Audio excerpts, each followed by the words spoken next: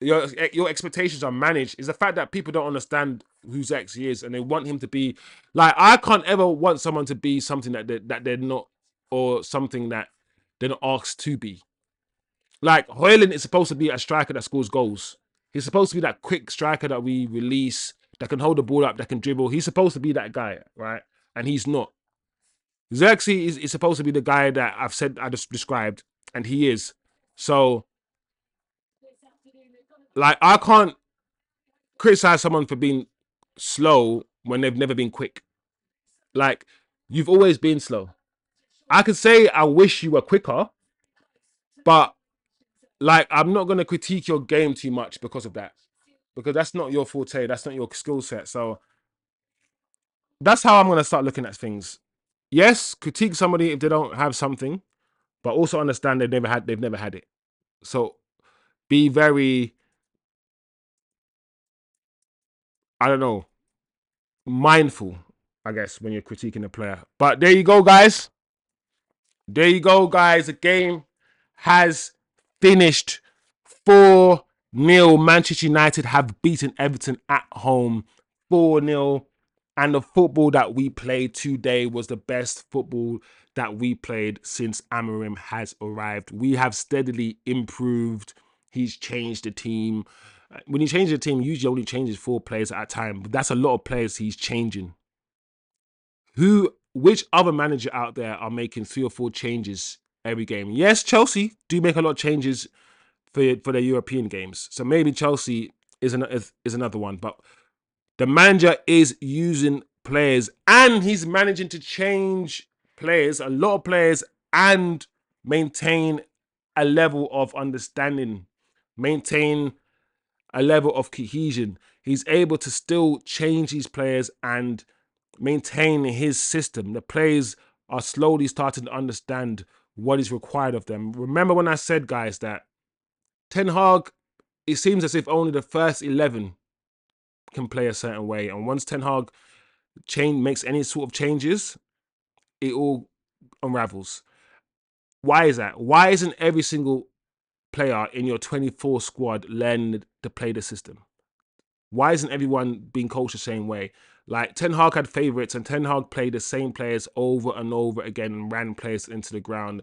And the reason why he had to do that is because his way of playing was more reliant on individual brilliance from individual players like Bruno, and relying on Garnacho to do something, relying on Rashy to randomly do something. So he heavily relied on the individual brilliance of the players, where if you implement a system that works, a system that's proven to work for 4 years straight, the individual players aren't the most important thing. It's the system, and therefore you need to find the right profiles to fit in a system, and that is what we are doing. For the first time in a long time, I actually want to be at Old Trafford. I've never wanted to be at Old Trafford. The last time I wanted to go to Old Trafford was probably under Louis van Gaal, when he was playing, when he was manager. Now, under this manager, I actually want to be outside. I actually want to watch. I will say this though: the first half, and not just the first half, in the match, the whole 90-minute match, Rashford was poor. On this channel, one thing that we will do is not confuse a 90-minute performance with goals scored. We can say that Rashford scored 2 important goals for us, while also admitting that his 90-minute performance was absolutely shocking.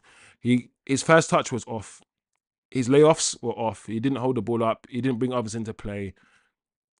Anytime he passed the ball, anytime he crossed the ball, he was out for a throw in, out of play. Like, he did not have a good game today. However, he scored 2 goals. The first goal, yes, a deflection. Second goal, typical Rashford goal, run through and goal, smash it into the bottom corner. The 2 goals he scored, I mean, the first one was luck, but the second goal was a good goal. But his overall 90 performance wasn't good. So the thing is, how do you assess that? How do you assess that performance? Because I know a lot of people will be like, Rashford is back. Rashford is back. He scored 2 goals though. But he scored 2 goals though. It doesn't matter because he scored goals, and those sort of fans, those sort of like ends to the means rather than means to the end, yeah? I.e., it doesn't matter how we get there as long as we score. Those sort of fans. We scored. We scored. Doesn't listen. If you play good and if you play good football, you will score goals anyway. So the means, yeah, matter. You can't just say we played rubbish, but he scored, so he deserves to start the next game. No, because he's going to play rubbish the next game, and he won't score this. I'd rather have a player who contributes to the team even when he's not scoring than a player that only ever contributes when he doesn't score. So when he doesn't score, when he does score. So when he doesn't score, he's offered absolutely nothing else. A lot of you guys love those sort of players, those hojlund type players that if they don't score, they're really not contributing anything else to the team. I don't like those sort of players. I like footballers who like to play football, who will contribute even when they're not scoring. That's what I like. Today was a good performance. Rashford, not so much.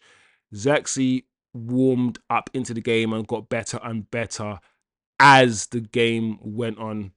Zirkzee, for me, I would give Zirkzee the man of the match because of the stick that he's been getting from the fans. And today he just showed that, I ain't got pace and I still can't run in behind.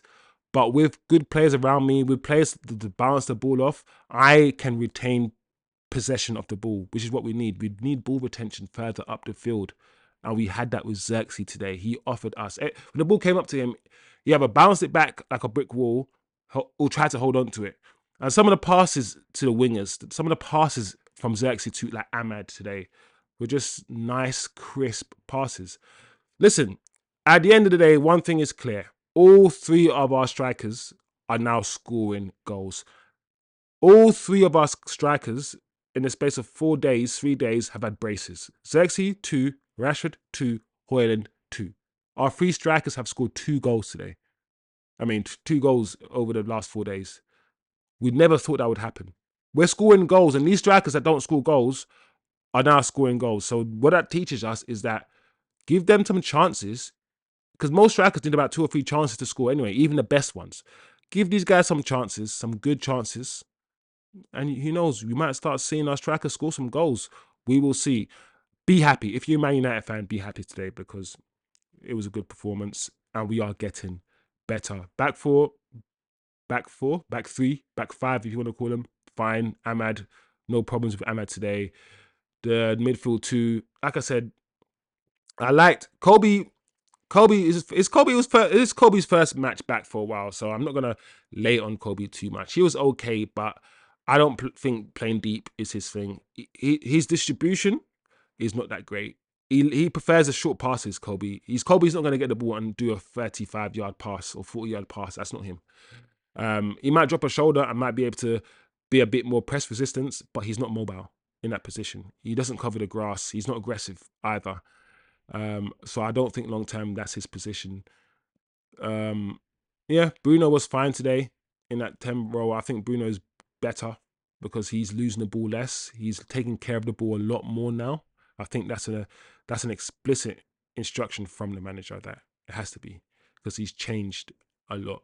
So all in all, positives, man. I'm looking forward to the next game. The next match is against Arsenal. The way that Arsenal are playing right now, I'm not gonna lie, system or no system, the way that Arsenal are playing, I expect Arsenal to beat us. But that's me being honest. But we never know. We never know. Against Arsenal, we do like to raise our game. But yeah, guys, there you have it. Let me know who you thought the man of the match was, who you thought had a good game. Do you agree with my Rashford assessment? What's our trajectory? Where will we finish this season? What do you think of Zirkzee's performance? Rashford's performance, the front 3, the midfield. Kobe, where's Kobe's long-term position?